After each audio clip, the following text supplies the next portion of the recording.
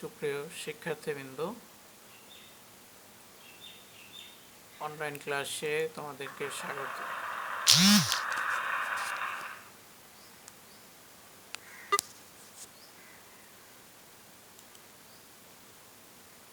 এই ক্লাসটি যারা একাদশ শ্রেণীতে ব্যবসায় শিক্ষা শাখায় আছে এবং যারা বিবিএস পাস করছে এবং বিবিএ অনার্সে আছে তাদের জন্য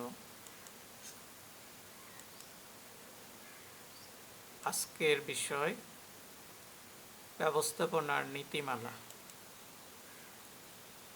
উপস্থাপন করছি আমি গোলাম রসুল প্রামাণিক, সহকারী অধ্যাপক ব্যবস্থাপনা,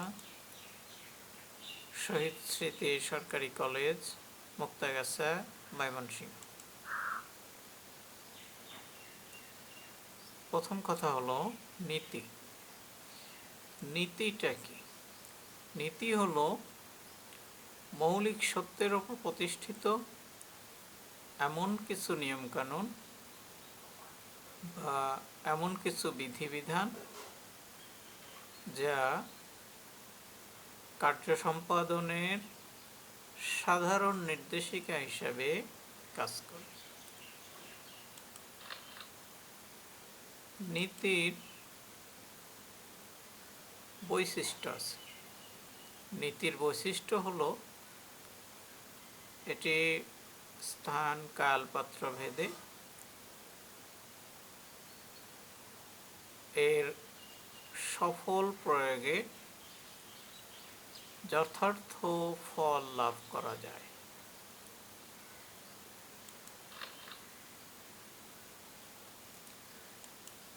ব্যবস্থাপনাটা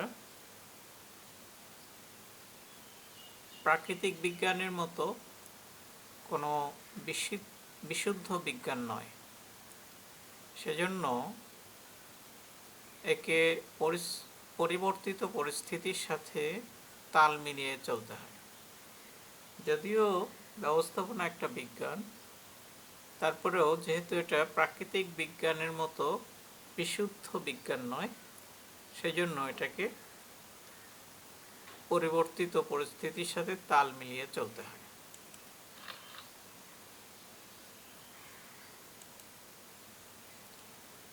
সেজন্য যেসব মূলনীতির ব্যবস্থাপনায় নির্ধারণ করা হয়েছে, এই মূলনীতির প্রয়োগে সবসময় সমান ফলাফল আশা করা যায় না।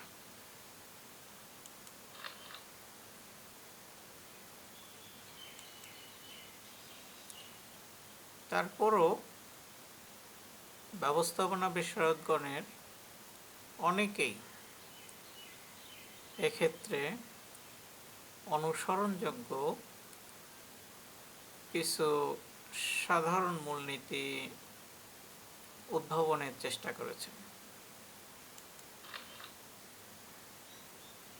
যারা এসব মূলনীতি উদ্ভাবনের চেষ্টা করেছেন তাদের মধ্যে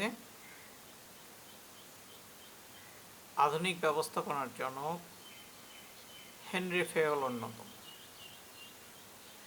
এবং হেনরি ফেয়ল 14টি নীতিমালা দিয়েছেন যা সারা বিশ্বে সব মহলে স্বীকৃতি লাভ করেছে। তো আসুন আমরা একটু দেখি হেনরি ফেয়লের প্রদত্ত সেই 14টি নীতিমালাগুলো কি কি আছে। 1 নম্বর কার্য বিভাজন, 2 নম্বর কর্তৃত্ব ও দায়িত্বে সমতা রক্ষণ, 3 নম্বর নিয়মানুবর্তিতা, 4 নম্বর আদেশের ঐক্য, 5 নম্বর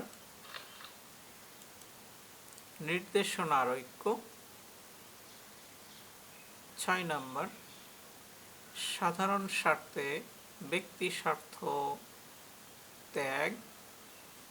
7 নম্বর, পারিশ্রমিক। 8 নম্বর, কেন্দ্রীয়করণ। 9 নম্বর, জোড়াময় শিকল। 10 নম্বর, শৃঙ্খলা। 11 নম্বর, সাম্যতা। 12 নম্বর, চাকুরির স্থায়িত্ব। 13 নম্বর, উদ্যোগ। এবং 14 নম্বর, একতাই বল। তো সুপ্রিয় শিক্ষার্থীবৃন্দ, যে নীতিমালাগুলো বলা হলো, হেনরি ফেল প্রদত্ত 14টা নীতিমালা, এই নীতিমালাগুলো সম্পর্কে আরও বিস্তারিত জানার জন্য একটু বই পড়তে হবে। ব্যবস্থাপনার বিষয়ে একটু পড়তে নিলে দেখতে পাবে ব্যবস্থাপনার নীতিমালাগুলো বিস্তারিতভাবে আলোচনা আছে। আর কোনো একটা অংশ যদি বুঝতে সমস্যা হয় আমাকে জানালে ইনশাআল্লাহ পরবর্তীতে সে বিষয়টি আবার বিস্তারিতভাবে বলার চেষ্টা করা যাবে। তো আজকে